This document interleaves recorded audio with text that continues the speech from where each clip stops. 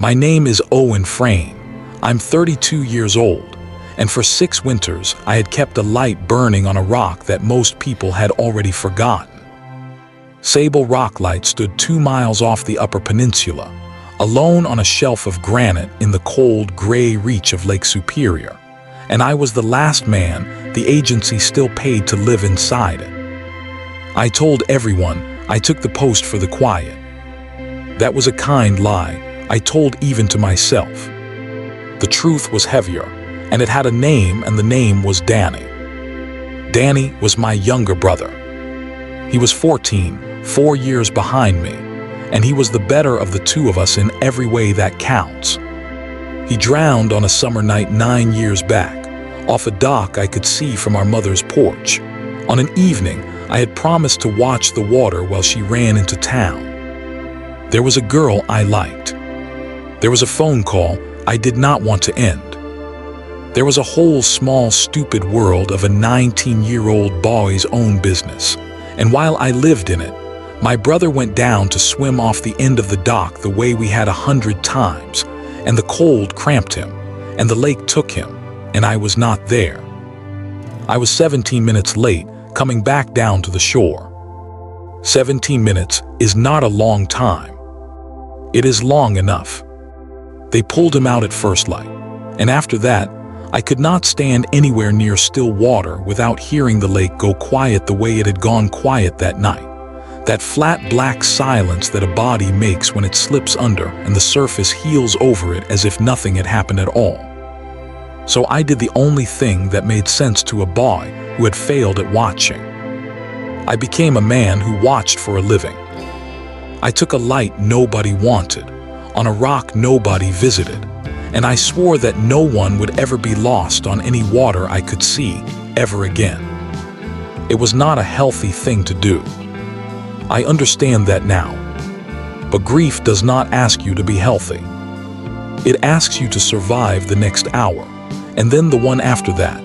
And a lighthouse is a very good machine for surviving 1 hour at a time. There is always the lamp to wind.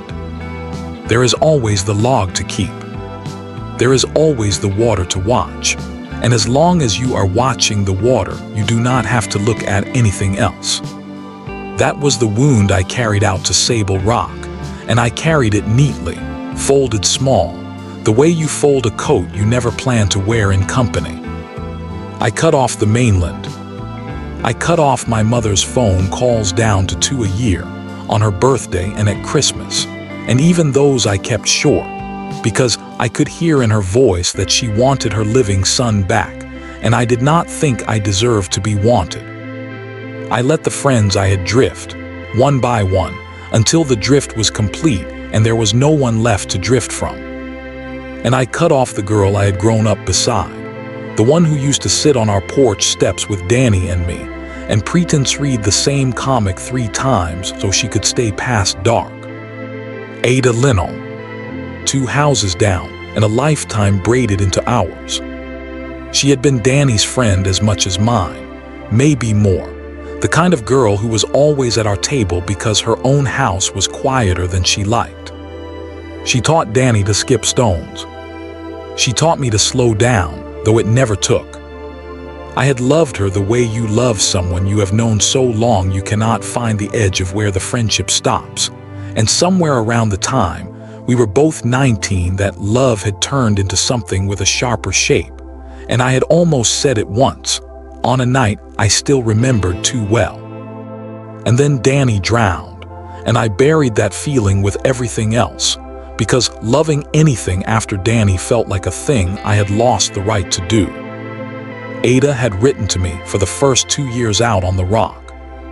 Long letters, then short ones, then a card, and then, when I never once wrote back, nothing. I told myself that was mercy. I was letting her go free. The truth was that I was a coward with a lamp. Then, on the last crossing before the winter ferry stopped, they sent Ada to me. I saw the boat come in through the gallery glass, a battered agency workboat butting the first slush ice, and I knew before she stepped onto the dock who it was. 9 years and I knew her walk. She came up the iron stairs in a heavy wool coat with a clipboard against her chest and a duffel over her shoulder, and she stopped one step below me, wind-reddened, breathing hard, and said, "Hello, Owen." And then, because she had never been able to leave a hard thing unsaid, she added, "They sent me to survey the light. For automation, I'm the one who's supposed to recommend whether Sable Rock gets closed." The woman I had loved and left had come across the ice to end the only world I had left. That is where this story begins, but it is not what this story is. Because I need you to know, before I tell you the cold parts, that the winter that was sent to shut down my light is the winter that gave me back my life. Everything I built out on that rock was built to keep from losing another person. And it took a woman crossing the ice, and a storm, and a small brass thing in my pocket I could not look at, to teach me that a light you keep only to hide behind is not really a light at all. Hold that. I promise I will bring you back to it. The ferry was supposed to make one more run to take her home. It never came. A low-pressure system stacked up over the lake 3 days after she landed, and the temperature fell off a cliff, and the channel between Sable Rock and the mainland went from open water to a grinding field of pack ice in under a week. The agency radioed that no boat would attempt the crossing until the ice either firmed to a road or broke up in the thaw. Ada Linnell, who had come for a 2-day survey, was iced in with me for the rest of the winter. I will not pretend I handled it gracefully. I gave her Danny's old room, which I had never once slept in, and I spent the first days speaking to her the way you speak to an inspector, in short, factual sentences about fuel, oil, and lamp rotation, and the logbook. She let me. She was patient in a way that unnerved me. She unpacked her survey gear across the keeper's table, and she cataloged the station piece by piece, the Fresnel lens and the clockwork and the old service records, and she wrote everything down in a small, neat hand. And she did not once tell me that my whole world was on a list of things to be switched off and left to the gulls.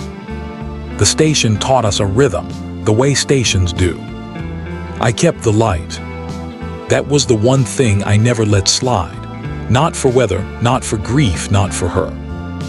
Every evening at dusk, I climbed to the lantern room and wound the mechanism and set the lamp turning, and its beam went sweeping out over that frozen dark, and every dawn I climbed up and put it to sleep. Between those two acts, I fed the stove, because the keeper's quarters ran on a cranky iron stove that ate split hardwood and would go sullen and cold if you looked away from it too long. Ada learned the stove faster than I expected. By the end of the first week, she was banking it at night better than I did.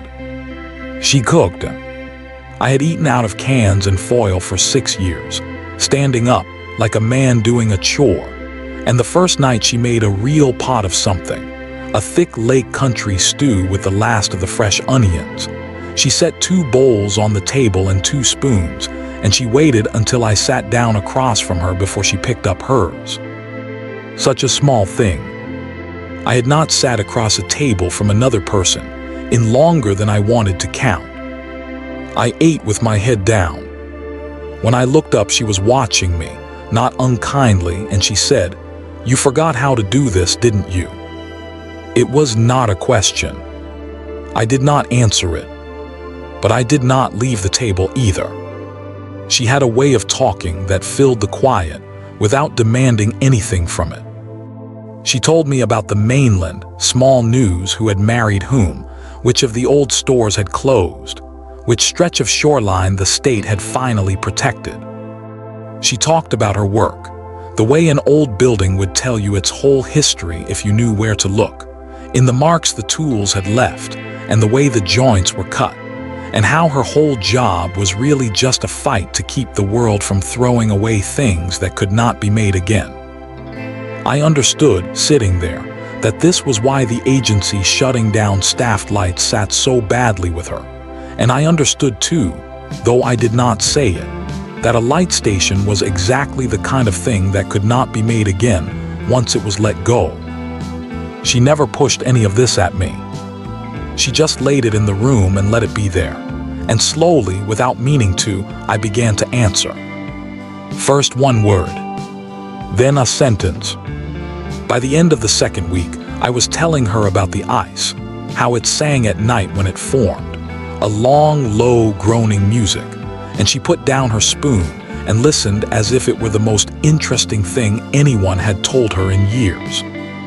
The next morning, we shoveled the gallery deck together because the drift had frozen the lantern room door half shut, and she slipped on the iron grating, and I caught her arm without thinking, the old reflex of a boy who used to walk her home over the rocks. And for a second, we both stood there in the wind with my hand on her sleeve, and neither of us said the thing that was in the air. Then she straightened her coat and picked up her shovel, and we went back to work. That was how it went for a while. Proximity, small acts of care that neither of us named.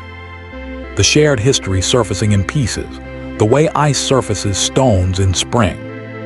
2 weeks into that winter, she asked me one night, over the stove, why I had gone dark on everyone. Not the light, me. She said my mother still set a plate for me at Thanksgiving. She said it plainly, and then she waited, and the stove ticked, and I found I could not give her the neat folded version I gave everyone else. But I could not give her the true one either. So I said the light needed a keeper, and I was the keeper, and she looked at me for a long moment and let it go. But I saw her file it away, next to whatever else she had come out here carrying that she was not telling me. Because she was carrying something too. I could see it in the careful way she stepped around certain subjects. The way you step around a floorboard you know is loose. There were things between us that winter that neither of us would put on the table, and if I lay them out for you now, you will see the whole shape of what was hanging over that little iron house. There was the question of what had really happened the night Danny drowned, the 17 minutes I had never said out loud to anyone, not to my mother, not to the men who pulled him out, not to a single living soul in 9 years. There was the question of why Ada, of all the contractors in the whole agency, had taken the one assignment that would send her across the ice to a man who had thrown her letters into a drawer and never answered, and whether that was chance or something she had quietly arranged. There was the question that sat over the whole station like whether the light would be closed at winter's end or kept, and what would become of me if it was closed, because I did not know who I was if I was not the keeper. And there was the thing I carried in the breast pocket of my coat every single day, the thing I took out and held in the dark and could not make myself look at. She had not seen it yet. She would. She saw it in the 3rd week. I had fallen asleep in the chair by the stove, which I never did, and my coat was open, and the little brass compass had slipped half out of my breast pocket and lay in my palm where it had fallen. I woke because she had gone very still across the room. She was looking at my hand. And then she said, in a voice I had not heard from her since we were children, "That's Danny's compass." It was. Our grandfather had given it to Danny the summer he turned 12, a heavy old brass marine compass with his initials scratched on the back, D.F. And Danny had carried it everywhere, down to the dock, out on the water, the last night of his life. They found it in his jacket. My mother gave it to me at the funeral because she could not hold it, and I had carried it every day for 9 years, and I had never once opened the cover to watch the needle swing. I could not. To look at the compass working, to see the needle find north the way it had failed to bring Danny home, was a thing I did not have the strength to survive. So I carried it shut, a small dead weight over my heart, my guilt made into an object I could hold. Ada did not reach for it. She just looked at it and then at me, and her eyes were wet, and she said, "You've been carrying that all this time." And I closed my hand over it and put it back in my pocket, and I said, It's just a compass." It was the coldest thing I said to her all winter, and we both knew it was a lie, and she let me have the lie because she understood, better than I did, that I was not ready. That was Ada. She never once forced the door. She just kept living beside it, patient, until I opened it myself. Then the storm came, and everything I had built my life around got tested in a single night. It came in the 6th week, the worst blow of the winter, a screaming northwest gale that turned the lake into a black chaos of spray and ice, and drove the temperature down until the very air seemed to hurt. I had the light turning. Around 10 o'clock over the wind, I heard it, the thing every keeper listens for and prays he never hears, a boat's horn out in the dark, blowing in the short, frantic pattern that means a vessel in distress. A commercial fishing boat, I would learn later, the Mare Kestrel, had been caught out by the storm trying to run for harbor and had lost her engine and was being driven straight down onto the reef off the southeast point of Sable Rock, the exact reef my light existed to keep men off of. I have thought about that night 10,000 times. What I remember is that I was not alone. Ada was up the stairs and into the lantern room behind me before I could tell her to stay below. I swung the beam and found the boat, a small heaving shape being pushed toward the rocks, and I called it in on the radio to the mainland station. Our position, their position, the wind, and the mainland told me what I already knew, that no rescue boat could launch in that sea, and that anyone going into that water off my rock would be on their own. And then Ada, who had grown up on this coast the same as I had, said the only thing there was to say. The old surf boat. In the boathouse. Is it sound? It was. Keepers used to pull drowning men out of that lake with those boats before there were engines to do it, and I had kept the old station surf boat sound out of some instinct I had never examined, oiled and ready, as if a part of me had always known.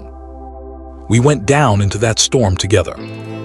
I will not dress up what it was. It was the hardest and most frightening hour of my life, the two of us dragging that boat down the ice ramp and into the murdering cold water, rowing out into spray that froze on our coats, and it was Ada in the bow with the bowhook and Ada's voice steady in my ear counting the strokes. And when we came up on the Mare Kestrel, she was already going over, and there were 3 men in the water. We pulled 2 of them into the surf boat with our own hands, dead weight in soaked oilskins, and it took everything we had to get them over the gunwale without going over ourselves. The 3rd had gone under near the rocks. I remember the instant I saw the gap where his head had been, the flat black place on the water, and I remember that it was the exact same flat black silence I had heard in my nightmares for 9 years, and that this time I did not stand frozen on a shore and let it heal over. I went in after him, into the water that had taken my brother, and I have never in my life been so certain I would die. The cold was not cold. It was a hand around my chest. But I got a fist in his collar, and I found the surface, and Ada got the bowhook into my coat, and she hauled with everything she had, and the lake gave him back. It gave all 3 of them back. I have thought many times since that this was the night the lake, and I settled something between us, though I did not have the words for it then. We got them into the keeper's quarters and stripped the frozen clothes off them and packed them around that cranky iron stove with every blanket in the station. And I worked their arms and their hands to bring the feeling back. And by morning, 3 men who should have died on my reef were alive and drinking coffee at my table, because the light was staffed and because a woman had crossed the ice. Sometime near dawn, when the men were sleeping and the worst of it was past, Ada and I sat on the floor by the stove with our backs against the wall, too wrung out to move, and she was shaking, and I put my arm around her, and she turned her face into my shoulder and said, very quietly, "I have loved you since I was 19 years old, Owen, and I never once got to say it because it always felt like it belonged to Danny." I froze. I did not answer. I could feel my whole life shift under me like ice going out, and it terrified me more than the water had. And she felt me go rigid, and she pulled back and wiped her face and said, "Forget I said that. We're both exhausted." And I let her take it back. God forgive me, because it was easier than facing what she had opened. The confession had been spoken and then frightened off, and we did not touch it again for weeks. The thaw was still far off, and the world that Ada had come from came looking for its answer. The agency had a regional official named Cross, a man whose whole job that year was cutting costs, and Sable Rocklight was a line item he had circled in red. A staffed light station is expensive, and Cross had built his reputation on turning staff stations into automated beacons, a solar lamp on a timer, no keeper, no quarters, no cost. He had been waiting on Ada's survey to justify it, and when the storm cleared enough for the radio to carry a long call, he wanted her recommendation, and he wanted it to say what he had already decided it would say. Close it. Automate it. Save the money. And Ada was caught square in the middle of it, between the job that paid her and fed her and had taken her years to build, and me, and a light she had come to believe in. She had a career riding on her professional judgment. Cross was the kind of man who could make sure a contractor who embarrassed him never got another agency assignment, and both of them knew it.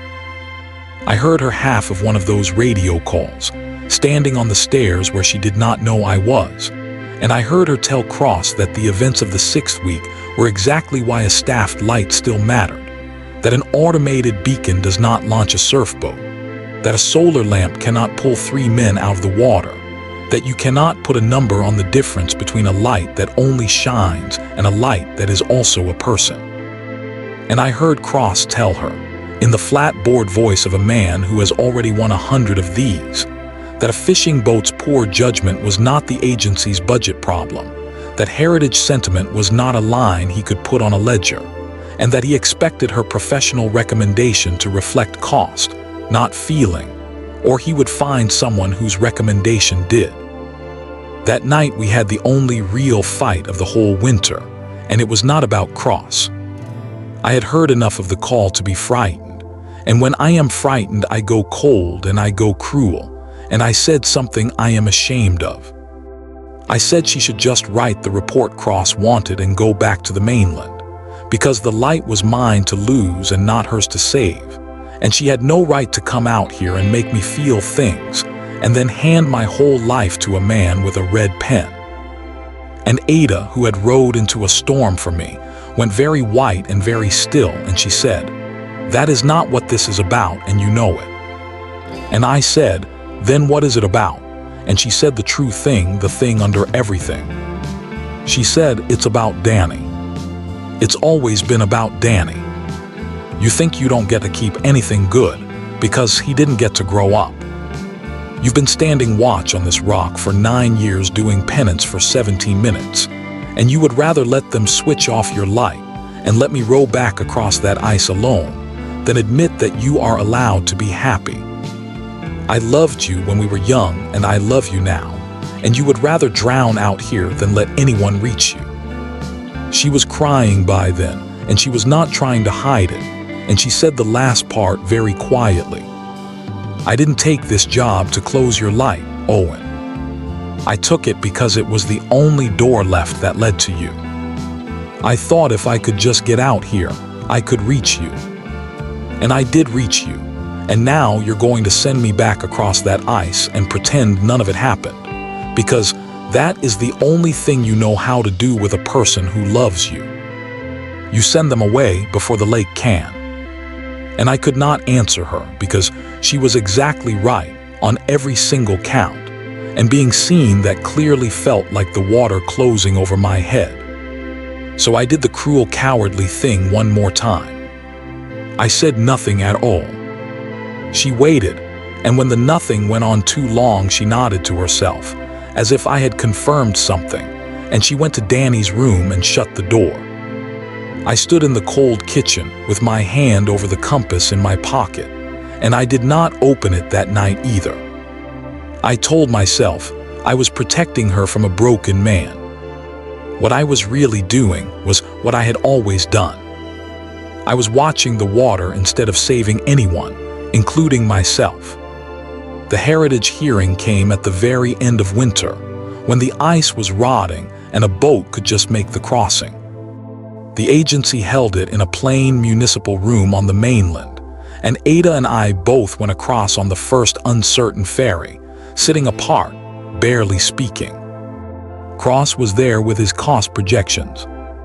He laid them out cleanly, the annual savings, the redundancy of a manned light in an age of satellites, and it sounded, I will admit, reasonable, the way that shutting off a thing always sounds reasonable to the people who will never need it. And then Ada stood up, and instead of the recommendation Cross had demanded, she laid the keeper's logbook on the table, and she read the entry from the 6th week, my own plain handwriting. 3 souls recovered from the water off the southeast reef, vessel Mero Kestrel, light staffed. She had tracked down the 3 fishermen, and 2 of them were sitting in that room. She said an automated beacon logs no rescue because an automated beacon performs none. She said a light is not only a lamp. It is a person willing to be awake when everyone else is asleep. And then something happened that I had not seen coming because I had not told my mother any of it, and Ada had. My mother had come to the hearing. She was sitting in the back in her good coat, older than I remembered, and when there was a pause she stood up and asked to speak, and the chair let her. She did not talk about budgets. She looked at me across that whole room and she said, "My son has spent 9 years out on that rock punishing himself for a night that was not his fault. He thinks I don't know why he really went. He thinks nobody knows what he carries." And then she looked at Ada and she said the thing that broke me open. She said, "And that young woman there has loved him the whole time. She loved you long before your brother ever did, Owen. She loved you when you were both children on my porch. Don't you let him switch off one more light. And don't you let my son switch off the last of his." I froze in my chair, the way I had frozen on the floor by the stove. She loved you long before your brother ever did. I sat there, and I felt 9 years of neatly folded grief come apart at every seam. Because my mother, who had lost her youngest son, was not out here asking me for penance. She had never once asked me for it. The penance had been mine, invented, carried like a compass I would not open, and the only person still sentencing me for those 17 minutes was me. I do not remember deciding to do it. I remember my hand going into my breast pocket, there in that plane room, and taking out the brass compass, and this time I opened the cover. The needle swung and wobbled and found north, the way it always had, the way it would have found north for Danny too if a lake could be reasoned with. And it did not kill me to watch it. It was just a compass, a small honest instrument doing the one true thing it knew how to do, and my brother had loved it, and my brother had loved me, and my brother had never once, not for a single second, blamed me. I had known that all along. I had just needed to be in a room with the 2 women who loved me to finally hear it. I closed my hand around the compass, and for the first time in 9 years, the weight of it in my palm did not feel like a stone. It felt like something Danny had left me to help me find my way. The board kept the light.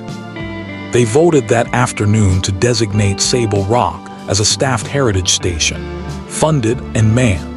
The rescue in the logbook cited by name as the reason a keeper still mattered on that coast. Cross lost. He gathered his projections and left, and I would like to tell you he learned something, but I think he only moved on to the next red line on the next page, and that is fine. Not every story needs the cold man to change. It only needs the light to stay lit. I walked out of that room a keeper of a light that would not be switched off. And for the first time, the word keeper did not feel like a sentence I was serving. It felt like a thing I had chosen, with open eyes in the living world. Ada was on the steps outside in the thin end of winter sun, not sure, I think, whether I would even speak to her after the things I had said. So I crossed to her, and I did the thing I had needed to do for 9 years and had never known how. I took Danny's compass out of my pocket, and I put it in her hand, and I closed her fingers over it. She started to shake her head, and I said, "I've carried it shut for 9 years because I was afraid to see it work. I don't need to carry it that way anymore. But I can't hold it alone either. Keep it with me." She understood that I was not really talking about the compass. She looked down at the brass in her hand, and then up at me, and she said, "You mean stay?" And I said, "I mean stay. I mean I crossed a lot of years to be this slow. I mean I love you, and I have for as long as you've loved me, and I stopped letting myself know it. Cross the ice with me one more time, and don't go back." She did not make a speech. She just stepped in and put her arms around me on those steps, with the compass pressed between us, and over her shoulder I could see my mother in the doorway with her hand over her mouth and her eyes shining, and it was enough. It was more than a boy who had been 17 minutes late 9 years ago had ever thought he would be allowed to have. We kept the light together after that. Ada took a permanent posting with the Heritage Station, and we ran Sable Rock as a pair, and the keeper's quarters that had been a hermit's cold cell became a home, with 2 bowls on the table and 2 spoons, and the stove banked warm every night. My mother came out on the summer ferry that year, the first time she had set foot on the rock, and I showed her the light her son's grief had built and her son's mending had kept, and she stood in the lantern room a long time with her hand on the brass and did not say anything at all, and she did not need to.